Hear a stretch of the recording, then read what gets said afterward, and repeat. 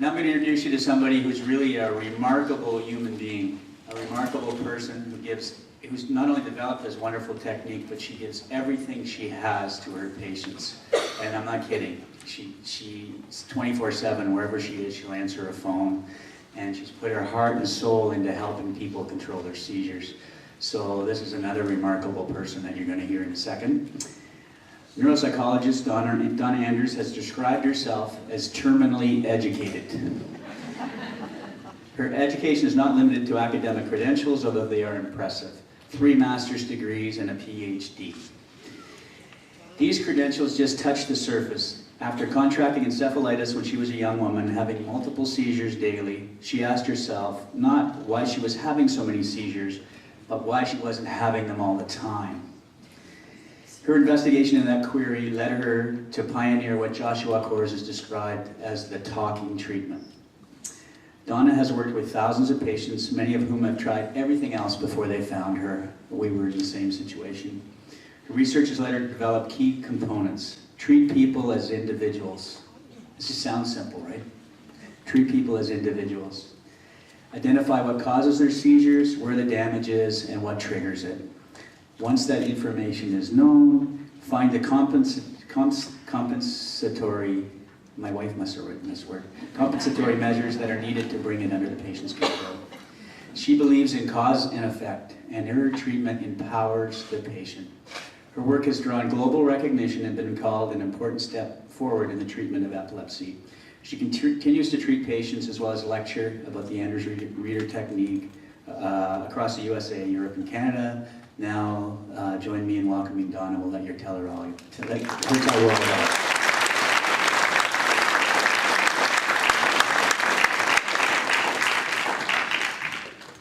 I was surprised to look out in this crowd and see some people that I haven't seen for years. And, you know, I just need people that know me, that I've worked with in the past, just to do me a favor and stand up for a second. I just want to see how many are actually here. I am so excited to see all of you. And I'd like to say hello to each and every one of you before I go away from here today. Donna, can you roll the microphone so we can see? This is the story of my life. And the people wonder why they haven't heard about it. I have to clear up one confusion before I start talking about my talk. When I met Dr. Ryder, he's right about the location. We were in a classroom and he was the teacher and I was the student. But like so many times in my life, I listen intently to what I'm told, and I have no ability to restrain myself when things do not make sense to me. And then I did so good when he was talking about all these other neurological disorders, but then he came to epilepsy, and right in the middle of his talk, my hand, against my will, shot up. And he called on me, which was terrible, because then I told him what I was thinking. And I said to him, what you're saying about this disorder is not true. And he said, I'll see you after class. And then that's when the discussion happened that we discussed with you. So that I wanted you to know the truth about that. It's amazing that we made it this far, considering how it started. And this is such an important day in my life. I can tell you exactly what day this happened on. It was December 13th of 1979. This is when I met him. And I have never had him out of my mind since then. Okay, so I want to talk to you about the last 31 years. And this has been a lot of work for me too. I mean, I really didn't conceive of myself ever doing what I'm doing. I was a vegetable. I was an epileptic. I was supposed to be sick the rest of my life. And as I began to get well and take one step after another in life, I wound up changing laws, you know, because they wouldn't let me work, and ultimately getting to do research. And interestingly enough, become a fellow in the medical field. It's been a strange life. Okay, so what my life proves, though, is there are no limitations on us once we find ourselves again. In fact, maybe we're even gifted. And I want you to hold that in the back of your mind. Is it possible that epilepsy is nothing more than a major test that opens the door to a path that only by having these seizures can you go down in order to find something a man doesn't even have a conception of? Is it possible? Based on all that I know, the answer to that question is yes. Because I consider what I've been through is a gift. And I would like all of you to be able to say that about your own personal experience. And although you may not leave here today saying it, I'm hoping your path is as rich as mine was in discovery about yourself, which will produce the kind of information that allows you to take control of this and to go on and become what you came to be. Okay, so over the last 31 years, I've been studying the brain and seizures. And what I've found out is that the brain has a mind of its own. And seizures, interestingly enough, give it a means to communicate to you that you are failing it in some important way. And I'm sure that raises questions in your mind, like, what is she talking about? Well, just think about it. Seizures, based on all that I know, only happen when I overwhelm my brain. And how could I possibly overwhelm it if I knew that it was going to lead us to a seizure? Because I don't know initially how I'm overwhelming it. But in the course of having seizures, if you learn from that seizure, oh my God, I had one, so I must have overwhelmed it. I wonder what I did.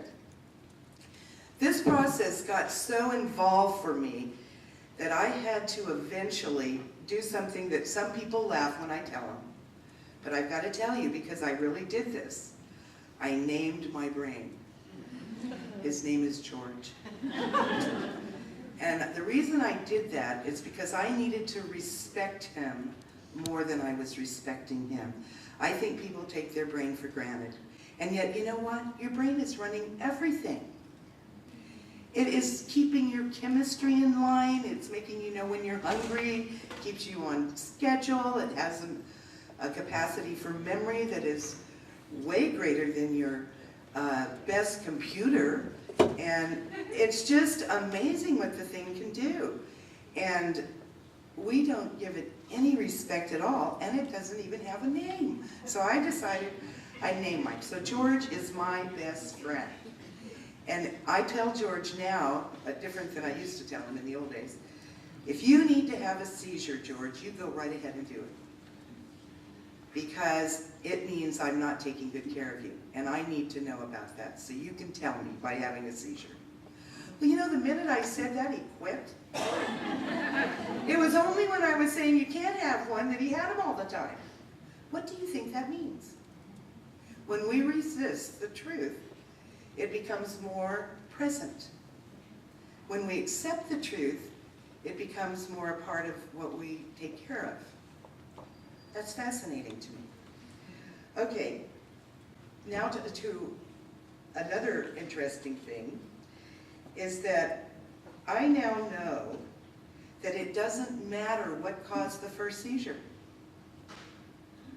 Could have been anything. Birth defect, a lesion, AVM, anything.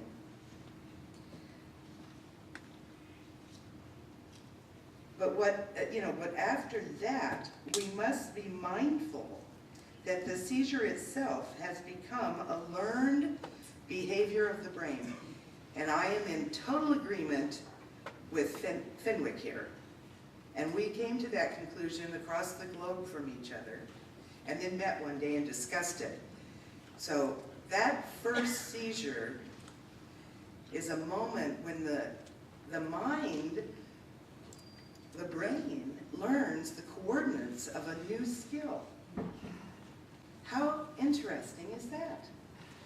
And, you know, just like the things I teach my patients about relaxation, which also when they achieve therapeutic relaxation, it too becomes a learned behavior of the brain. And it can be called up by just thinking about it. Guess what? Have any of you ever noticed that your seizure frequency increases when you think about it? Raise your hand. How many have noticed that? But that's because you're calling it up. You're saying, here's the best way to call it up. I'm afraid I'm going to have a seizure right now. It is right there. Because it has to do what you say. That's another thing I learned about the brain. You're the boss. You want one? You got one. So, you know, I learned to talk differently to George. I learned to say things like, you know, you're really so wonderful, instead of I hate your guts.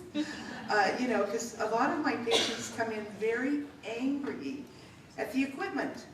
And your doctor only sees it as a piece of equipment, generally speaking.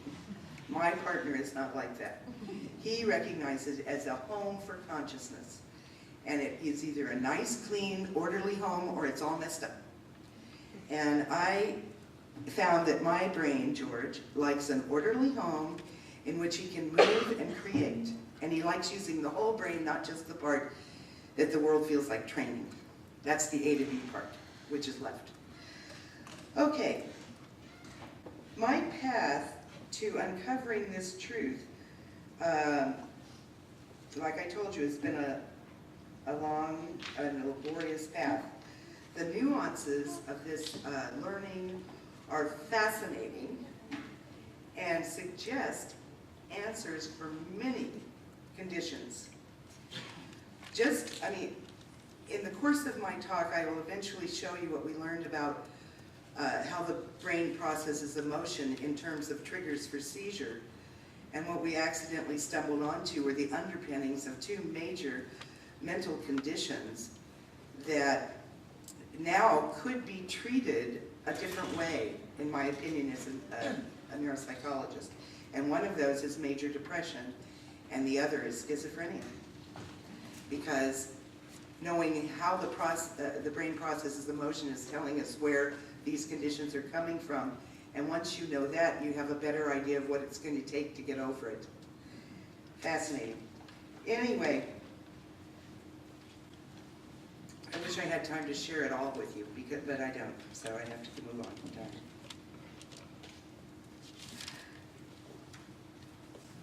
"46 years ago, my parents and I were sitting in a neurologist's office discussing my own condition, at which point we brought up to them that I was having what appeared to be states of behavior or consciousness that preceded the seizure.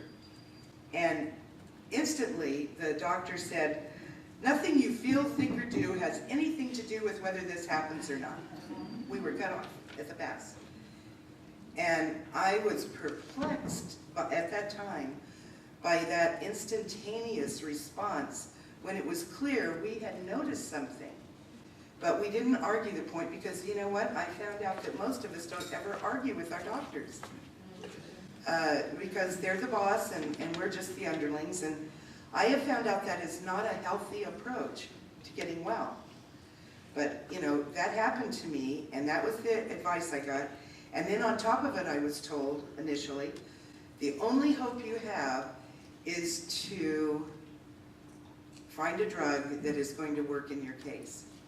So I took my idea that what I thought and did might have something to do with this and put it on a shelf. And I went the doctor's route, and I finished in about 7 months because they had a lot fewer drugs, and I was allergic to most of them, so I wasn't on them very long, like some people are in their drug trials. So I get done with this drug trial, and I'm back in my doctor's office, And he says, I'm sorry, the drugs failed. There is no other treatment. You're just going to have to learn to live with it. Well, you know what? That was depressing. I couldn't live with it. I entered upon the greatest darkness I'd ever known following that appointment, because I now had the rug pulled out from under me after, and I had already had hope taken away from me on anything I might think was possible. And that wasn't restored at that meeting. No, it wasn't even talked about, those feel, think, and do things. So I was left with nothing.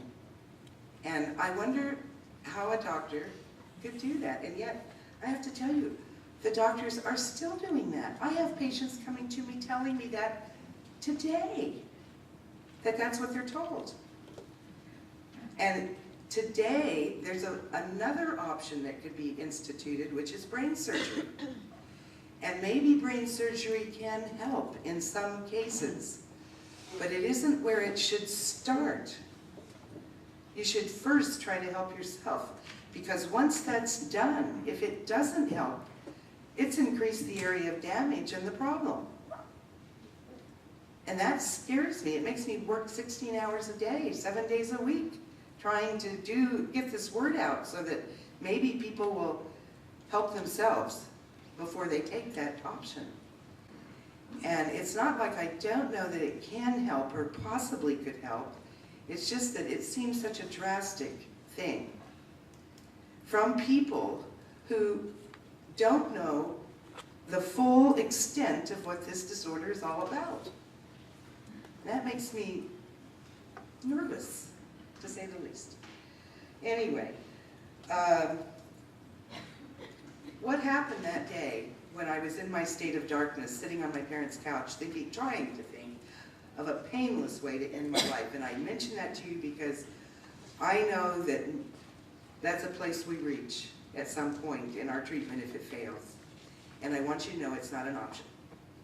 But it's one that we always consider. So I'm just telling you, I was there too.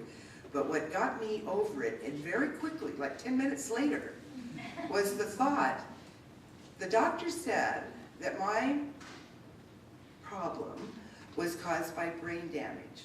And the brain damage is there all the time. So why are those seizures there all the time if it's just the brain damage?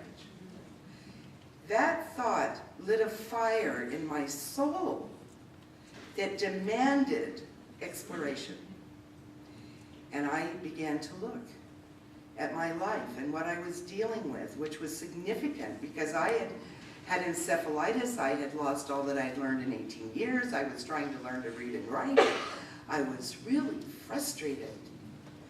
And I knew that I felt like and I had lost my place in the world. And I didn't know if I had the energy to get it back or the ability. So all of those concerns were eating at me. But I decided the next morning when I got up to do my work that my mother outlined for me to do, who was a teacher who was trying to help me regain everything, when I got up to do the work she outlined, I would work as long as I could, and then I would take a break, and before the frustration overwhelmed me. And I did that. And when I took the break, I went and did something useful, like make a bed or clean a bathroom or something. And I learned something the very first day when I did that. And what I learned was I, number one, didn't have the seizure when I should have. And number two, I had learned what I had gotten frustrated about while I was trying to force myself to keep going with it. And I went, oh, so that's how it works. The brain needs time to assimilate information. I said, I can work with this. And I began a path that went something like this. 3 months after that insight, I had dropped from up to 10 generalized seizures a day down to 1 a week. And that was in 3 months. And in 6 months, I went to 1 a month. And in a year, I went to 1 a year. It was not that long when you consider a whole lifetime of having seizures. I think I really focused on it and went down the path. And my patients, when they do that, have similar experiences. So I really know that what I discovered is beneficial, and it doesn't matter how much brain damage I had. What's interesting to me is that there was enough brain left to relearn all that I had lost and take me all the way to where I've come. I find that incredible. So if I could do that, what can you do? You can easily do what I've done.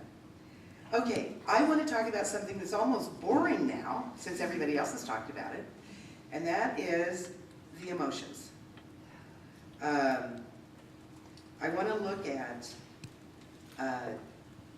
the slides. Oh, wait, I'm going to get the Ziegler one. That's the next one.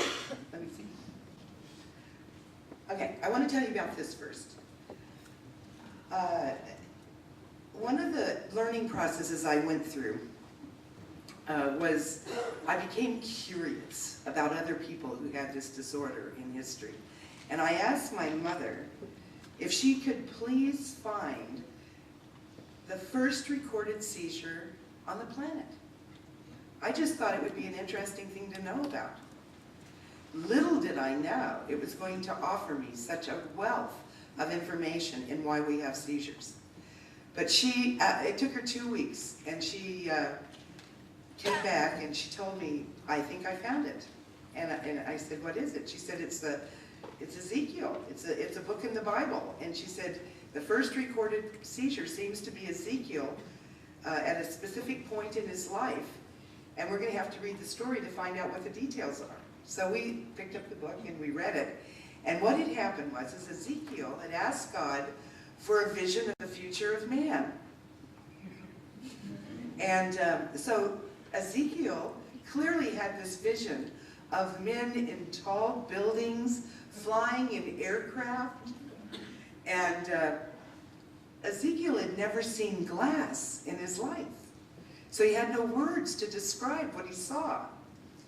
So I looked at that and I went, Mom, do you think he might have been overwhelmed? And she said, clearly, I think he was overwhelmed. Because what happened to him, as soon as the vision ended, he fell and writhed at the well. Now that was the first recorded seizure, and from that, I got it. I just went, oh my God. And everything was overwhelming me at that moment in my life too. You know, like A and B and C and D, and 1 and 2 and 3. It was all big. And so I just said, okay, I think I got it. And I think that's why I got well, because I understood what Ezekiel had gone through in that moment. So that was important. So move to the next one. Here are the summary statistics of the patients that were involved in an exploration comparing left and right brain cases for emotional triggers using our behavioral approach. And so always the first thing I'm curious about is how well did they do, okay? So you can tell that by looking at these statistics under group totals, okay? And you'll see that the left brain group, starting this process in the 2 months of recorded seizures before we started treatment, had about 754 for that 2-month period. And then the right brain group had about 354. And the reason for the difference in those two isn't it's not normal that it should be that different, but I had 2 cases in the left brain group that were very severe cases and had very wide range of damage over the hemisphere that they needed to have the damage in to be in the study. And I left them in. We call those people outliers. They're outside the range of normal. But I left them in the study because I wanted to see how they did, and I thought they were really going to give us more information if we could study their cases. So it was risky to leave them in, but I did it.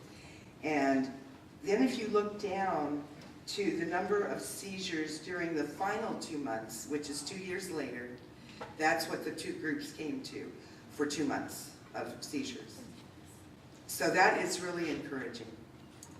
And yet, you know, this same group of people are the ones that are going for brain surgery because they have a specific focus generally that can be easily surgically removed, it is thought. And yet, they're the easiest to treat with our method. Where the bilateral cases, which are not good surgical cases, also have results like this and are not subject to surgery. So that's interesting to know. And this is the reason I work so hard, because I think it's very, very serious to do surgery on these cases. It makes them so much harder to help later. Okay, can we go to the next slide?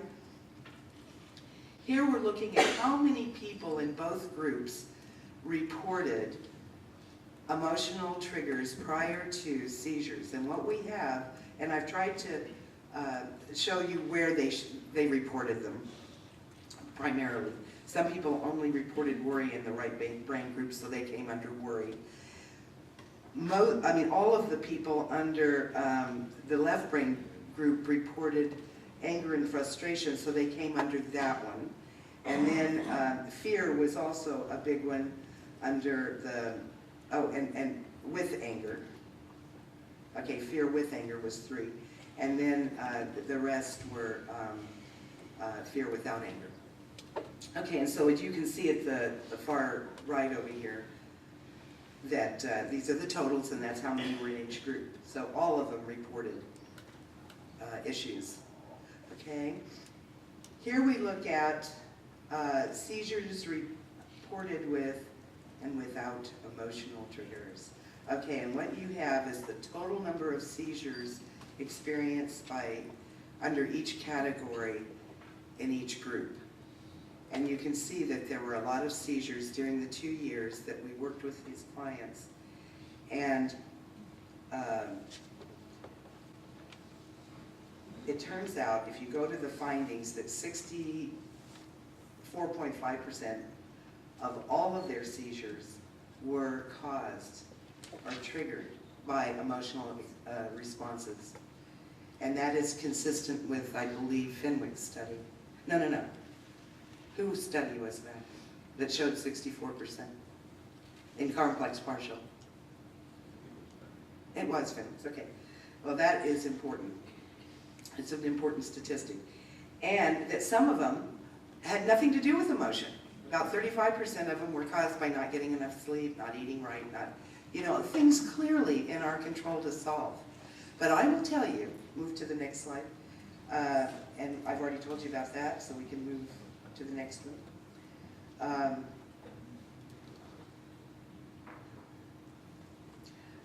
This is an important thing that you need to know. Emotions are a demand for action. And what I was going to tell you is when I was in my training to become a psychologist, I offered in my class, once again, boy, I should learn, but I never do. Don't raise your hand. Anyway, but I offered in my class that people need to learn how to tame their emotions.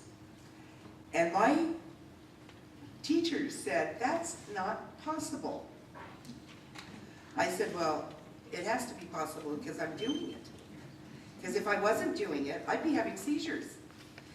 And they said, it's not possible. Well, I've got news for you. It is possible, and it scares me that they don't know that. So, anger is a demand for action, for instance.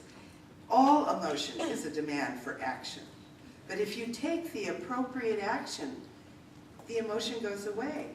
Have you ever been in a situation where you were angry with somebody and you just said to them, I'm angry at you for what you just said.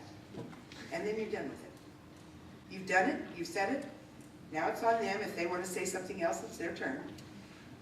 And you get to walk away from that feeling because you've now said something to the person that needed to hear it. If you hold it in, what happens to it? You start having these internal talks. I should have said something. That really pissed me off. I don't get it. Why do they think that? You know, and it just, oh God. And it'll drive you crazy until you crash. So I've learned that the way to tame emotions is to share them. And that means the good ones too. Say the emotion that we're talking about is the right brain emotion, like joy. Well, it's wonderful to share joy with people. And it's also wonderful to let people know when you love them. You know, holding on to that or wishing you had done it. I think the most graphic indication of that one is when you lose somebody that you didn't say it to when you had a chance. That is a sad moment, which is also a right brain problem. So the thing is that we need to learn that emotions are a demand for action. And when we're having them as a person with seizure disorder, that becomes doubly true, because if we don't do the right action, that doesn't mean react to, but take action on, then what we are going to do is have a seizure over it. And that is why I kind of consider this a gift. I mean, it's like being on time for your life. If you do everything that is up for you to do, you're first of all in the moment, taking care of business. If you stuff it, you're not in the moment, probably wishing things were in the future or the past, and you're having seizures, you're not well, and you're not taking care of business. And you know, one of the things I've learned about humanity is that we're each other's business. Every one of us. If we are prone to feel it, if we have something to say, we better say it, because it could change a person's life at a crucial moment. So we have to be, if we're going to do our job as being a human the best we can, we have to be present, and we have to be verbal, and we have to be doing. So I found that those things are all presented in taking control of your seizures. And you know, we put some of that last stuff I'm talking about under step 13, which is, you know, the ongoing process and recognizing our interaction with the world. It's all very important stuff. Let's go to the next slide and see what else.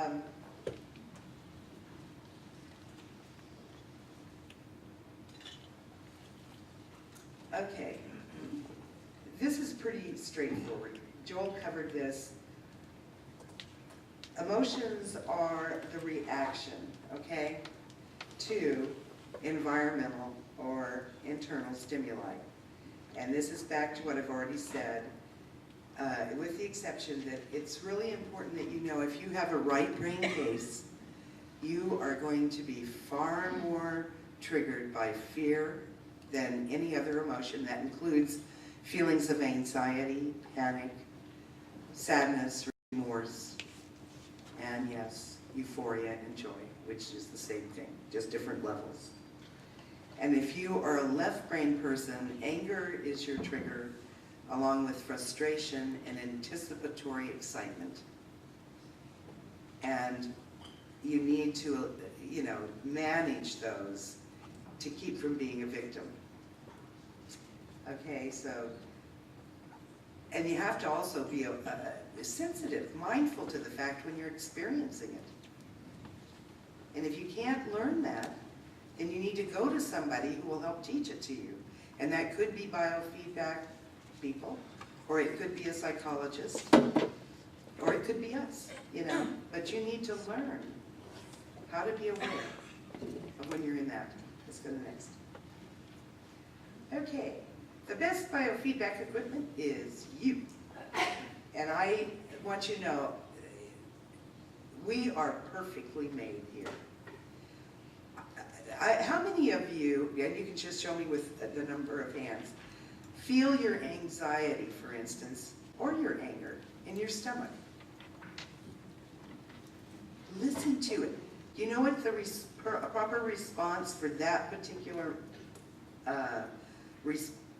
reaction is? Is to take a deep breath. 9 times out of 10, that response will come because you've been holding your breath. And that cramping of your stomach is a direct communication from the central core of your brain. And it feels very nervous and uncomfortable, and it starts welling up to your throat. And when it hits your throat, you're having a seizure. So breathe. And then ask yourself the question, why did I go there? Because if you do, what you're going to find out is you were either working on a problem and holding your breath, or you were fearful of a problem, something futuristic coming, or something, or you forgot something. Anyway, you quit breathing and it caused that reaction. Okay, so that's just an example.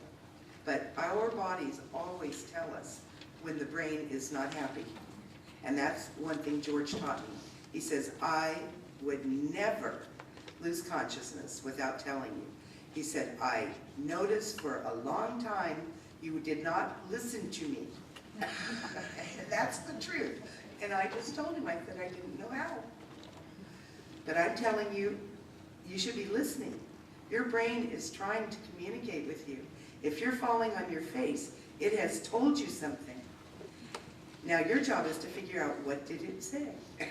And do it as soon as you can before you fall on your face again. Okay, next one. Okay, the process of taking control is the intervention that works. Boy, doesn't that sound cool. But what does it mean? It says to reduce the impact of the stimuli, one must take action on it and not react to it. There are skills to learn, and learning takes time. Okay, I think that's been said enough. Let's move on. It says, as professionals, we must approach people as individuals. And we can utilize their unique life experience. Wouldn't that be a novel thing? How many of you feel that you have been approached as an individual with this disorder? Did you think that you were being compared to all other machinery of your type? You may raise your hands. How many feel like a machine? Okay. I didn't feel like an individual either. I felt like, well, I mean, just that response. Nothing you think, feel, or do has anything to do with that. Okay. That is a canned answer. You can open it with a can opener. And it pops out. I will tell you something. In Andrew's Rider, what sets us apart, what makes us special, is that we recognize that there is nobody else on the planet like each of you as individuals. No two of you are alike. Your seizure disorders are not alike. You are totally unique. And if you are not approached in that way, you need to find a new doctor and new help, because you are not in the hands of a person that can help you. And that's going to be hard to do right now, because there are no people trained to do what we do. There are some that want to be trained, but they are not trained yet. And you need to be looked at. And so in the face of that, you must change the dynamic in your medical treatment. You must become your own person.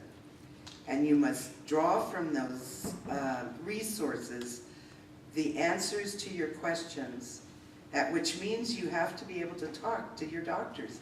And if you can't, you need to make a statement to that fact. I cannot talk to you. I must find somebody I can talk to.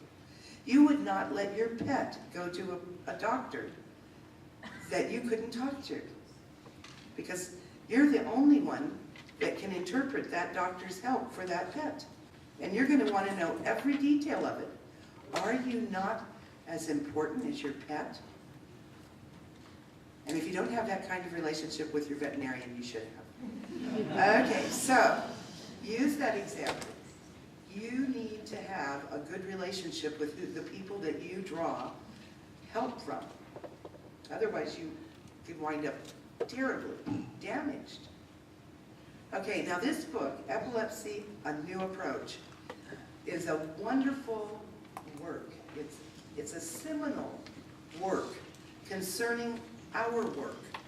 And it is on the market, even though it's out of print, it's still available. And in the United States, it's in every library in the country, but it still can be ordered through Amazon.com, used copies of it. And I recommend it for everyone who has this disorder, that they should get this book and read it as a basis for determining whether their case might be one that would benefit from this approach. You should at least do that for yourself, get some background, and then move on that, you know, build on that. Okay. That's it. Oh, I think I must be done.